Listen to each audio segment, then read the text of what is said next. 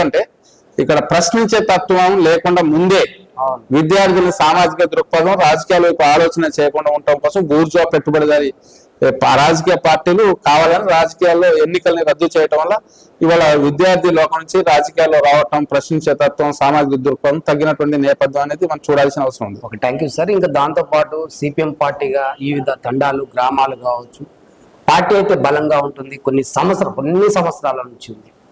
అందరికీ సిపిఎం పార్టీని చిన్న పౌరుల నుంచి తెలుసు, అందరికీ తెలుసు. కానీ ఓట్ల రూపంలో ప్రజల్లోకి రాలేకపోతుంది. అసలు ప్రధాన కారణం ఏమై ఉంటుంది?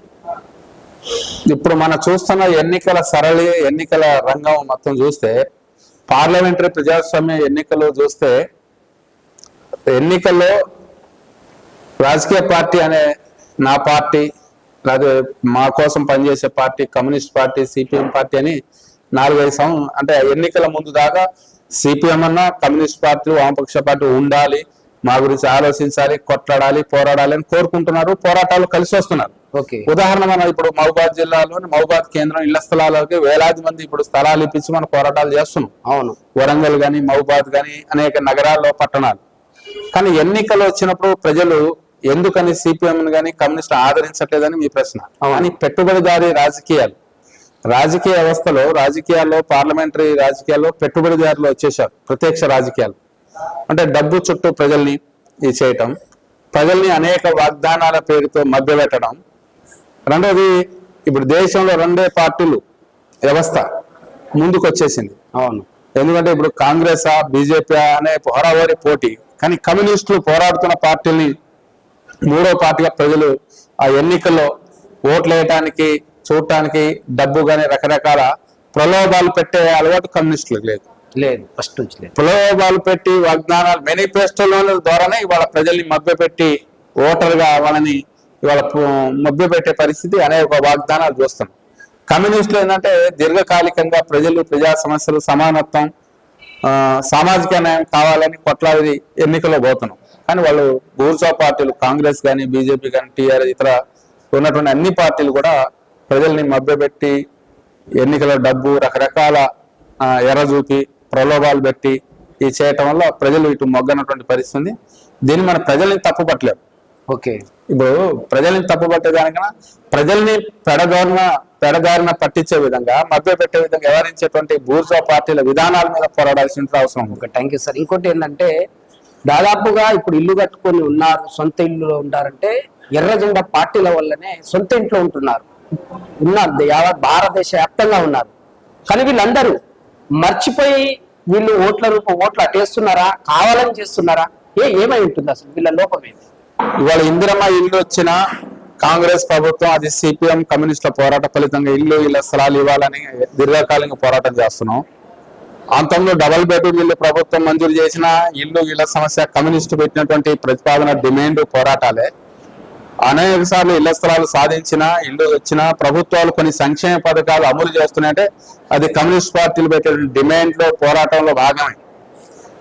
కాబట్టి ఎన్నికల్లో సందర్భంగా వీళ్ళు సంక్షేమ పథకాలు పాలకులు అరకొరకు ఇస్తా ఉన్నారు, మళ్ళీ ఇస్తామని మభ్యపెడుతున్నారు. పోరాడేది కమ్యూనిస్టులు, లబ్ధి పొందేది ప్రజలు. ఓట్ల రూపం వచ్చినప్పుడు బూర్జువా పార్టీలు దాన్ని క్యాచ్ చేసుకున్నటువంటి పరిస్థితి కనబడతా ఉంది. అందుకోసం ప్రజలు ఇవాళకైనా రేపటికైనా ఆలోచిస్తారు, కమ్యూనిస్టును ఆదరిస్తారు. మన స్థానిక ఎన్నికల్లో కూడా కమ్యూనిస్టు మన రాష్ట్రంలో ఆదరిస్తా ఉన్నారు, మీ జిల్లాలో కూడా ఉంది, రేపు మున్సిపాలిటీ ఆదరిస్తారు. వచ్చేటువంటి రాజకీయ పరిస్థితులు, పరిణామాలన్నీ కూడా దేశంలో అనేక రుగ్మతలు, అనేక పరిణామాలు వస్తున్నాయి. పేదలు మళ్ళీ ఎర్రజెండా వైపు ఆలోచించే పరిస్థితి, ఎర్రజెండాను బలపరుస్తారు. మున్సిపల్ ఎన్నికల్లో ఎలా ఉంటుంది బలం? ఇప్పుడు మున్సిపాలిటీ ఎన్నికల్లో కూడా బలాబలాలు చూసినప్పుడు ప్రధానంగా ఇప్పుడు మున్సిపాలిటీ వ్యవస్థని, గ్రామీణ వ్యవస్థని బలహీనపరిచింది కేంద్ర బీజేపీ. ఓకే, బీజేపీ విధానాలకు కలిసి వచ్చే పార్టీలతో పోవాలనేది ఉంది. చూడాలా ఎన్నికలు, దాని ఎక్కడ ఏ మున్సిపాలిటీ పరిస్థితిని బట్టి అక్కడ ఎత్తుగడలు తీసుకొని ముందుకు పోతారు. గ్రామ నాయకులు, సిపిఎం పార్టీ కింద పనిచేసే గ్రామ నాయకులకు కొద్దిగా చిన్న చూపు చూస్తున్నారని కొన్ని విషయాలు నా దృష్టికి వచ్చాయి, కొన్ని విన్నాం కూడా. దీన్ని ఎలా చూస్తారు? కమ్యూనిస్ట్ పార్టీకును బూర్జువా పార్టీలకు ఒక తేడా.